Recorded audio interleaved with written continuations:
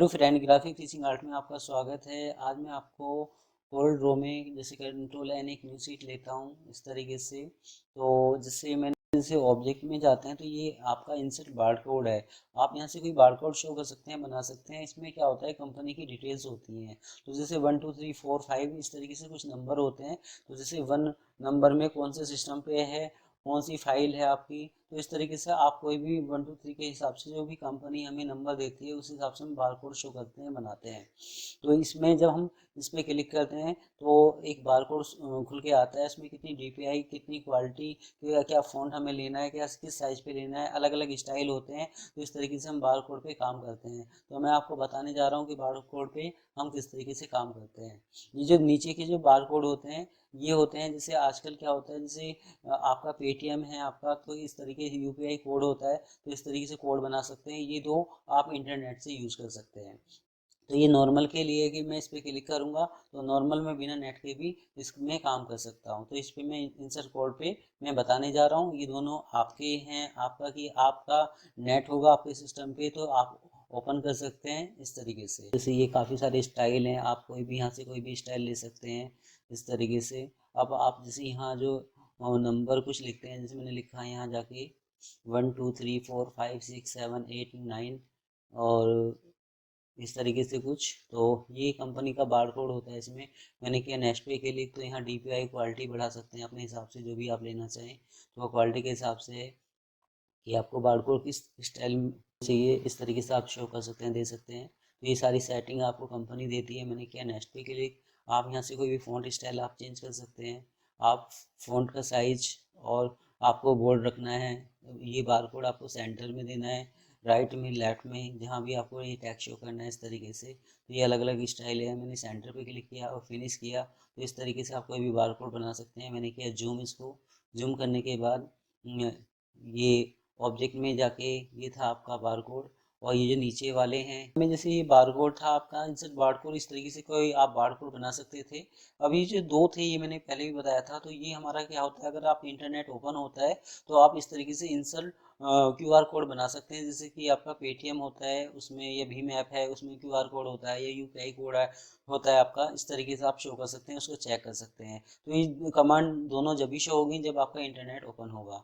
इसके बाद हमारा चलता है कि जैसे हमें कौन से सॉफ्टवेयर पे जाना है। तो जैसे मैंने इस पर सिलेक्ट किया तो यहाँ शो करता है कि हमें किस किस सॉफ्टवेयर पे जाना है। वहाँ जाके मुझे एक न्यू सीट लेनी पड़ेगी। आप जो भी काम करेंगे बिना सेव उसको क्लोज करेंगे और यहाँ आपका आ जाएगी। तो उसके लिए आपको वो सॉफ्टवेयर ओपन करना पड़ेगा। जैसे फोटोशॉप है, ये ओपन है, तो मैंने इस पर सिलेक्ट किया, ओके करता हूँ तो क्या करता है, ये फोटोशॉप ओपन हो जाता है और एक न्यू शीट शो कर देता है, ये दे देता है। अगर मैंने यहाँ कोई भी स्टाइल दिया जैसे इस तरीके से, आप करते हैं यहाँ जाके क्लोज, जैसे मैंने क्लोज किया इसको, तो ये क्या करता है, ये ऑटोमेटिक वहाँ ओपन होके आ जाती है फाइल इस तरीके से। तो किसी भी सॉफ्टवेयर की फाइल लाने के लिए आप यूज़ कर सकते हैं। प्लस एक पॉइंट है कि अगर आपका सॉफ्टवेयर खुला हुआ है जब भी आप वहाँ जा सकते हैं। अगर जैसे मैंने इस पर सिलेक्ट किया, आप करते हैं यहाँ जाके, जैसे एक्सेल है, एक्सेल की फाइल आपको ओपन करनी है, ओके करता हूँ तो ये एक्सेल की फाइल खुल जाती है। आप इसमें जो भी चीज़ लिखेंगे, जैसे मैंने किया 1, आप यहाँ करते हैं 2, मैंने किया 3, इस तरीके से क्लोज करता हूँ तो ये यहाँ चीज़ शो कर रहा है इस तरीके से। तो कोई एक्सेल की फाइल आप लेके आ सकते हैं। तो ऐसे किसी भी सॉफ्टवेयर में जाने के लिए, जैसे इलिस्ट्रेटर है आपका, इन डिजाइनिंग है, एनिमेट है, फ्लैश है, तो उसमें क्या करेंगे, वो सॉफ्टवेयर यहाँ ओपन होगा और फिर आप इस सॉफ्टवेयर में जा सकते हैं। इसके बाद है लिंक पे क्लिक करता हूँ तो ये लिंक शो करता है आपका कि आप कौन से सॉफ्टवेयर में गए हैं, उसकी इन्फॉर्मेशन शो कर सकता है। तो ये हमारा जो कोरल 20 और 21 जो है उसमें लिंक का ऑप्शन शो कर रखा है। जब आप इस पर क्लिक करते हैं तो ये शो करता है कि आप कौन से सॉफ्टवेयर में गए हैं, उसकी इन्फॉर्मेशन शो कर देता है ये इस तरीके से। इसके बाद अगर मैं इस पर क्लिक करता हूँ तो अभी ये कुछ शो नहीं कर रहा, बता नहीं रहा है कि हम इसको मतलब ये जो टेबल है ये एक्सेल से लेकर आए हैं या फोटोशॉप से लेकर आए हैं। तो यहाँ ये काम नहीं करता, ये जब भी काम करेगा जब 2021 या आपका 20 कोरल होगा आपका। इसके बाद हमारा चलता है सिंबल।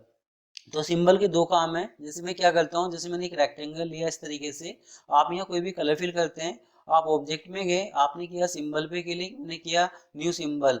आप अपने सिंबल का कोई भी नाम दे सकते हैं, ओके करता हूँ, सिंबल बन जाता है। अगर मैं इसमें कोई कलर फिल करता हूँ तो कोई कलर फिल होके नहीं आ रहा आपका।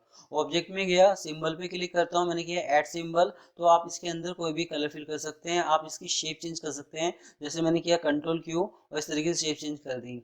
शेप चेंज करने के बाद आप यहाँ फिर ऑब्जेक्ट में गए, सिंबल पे क्लिक करता हूँ, मैंने किया फिनिश, तो फिनिश हो गया इस तरीके से। अब मैं ऑब्जेक्ट में गया, सिंबल पे क्लिक कर रहा हूँ, तो अभी ये शो नहीं कर रहा, मतलब इस तरीके से अगर मैं कोई कलर फिल करूँ या शेप चेंज करूँ तो नहीं होगा, क्योंकि सिंबल बन चुका है आपका। ऑब्जेक्ट में गए, सिंबल पे क्लिक करता हूँ, पहले जैसा ऑब्जेक्ट बनाने के लिए एक्सपोर्ट कर सकते हैं, इस पे क्लिक करता हूँ तो ये दिखा रहा है कि सिंबल है आपका।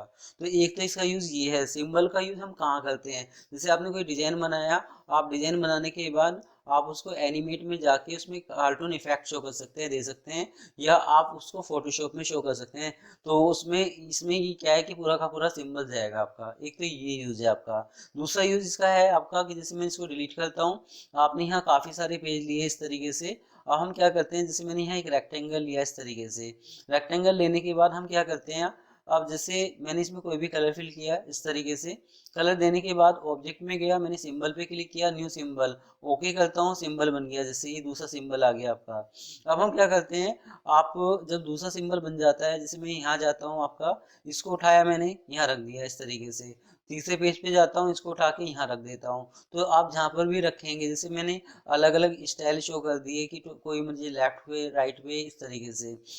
अब जैसे मैं वन पेज पे आता हूँ, अब हम फिर ऑब्जेक्ट में गए, मैंने किया सिंबल पे क्लिक, सिंबल पे क्लिक करने के बाद अब जैसे मैंने इसको सिलेक्ट किया, सबसे पहले ऑब्जेक्ट में गया, सिंबल, तो यहाँ कर रहा है ये ऐड, आप यहाँ ऐड पे क्लिक करते हैं। आप इसमें जो भी चीज़ ऐड करेंगे, जैसे मैंने किया यहाँ जाके कि मुझे इसमें कोई दूसरा कलर चाहिए, या इसका बॉक्स थोड़ा सा बड़ा करना है या छोटा करना है, जो भी आप इसमें एडिटिंग करना चाहें।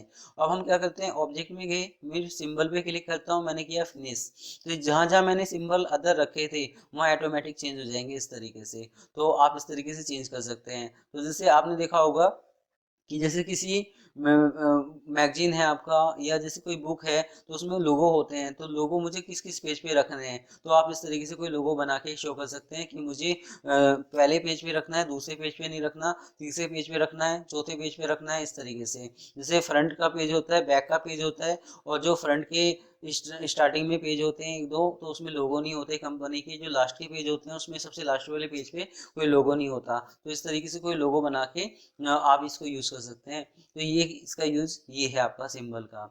इसके बाद आज मेरी ये वीडियो आपको कैसी लगी आप मुझे जरूर बता सकते हैं। धन्यवाद।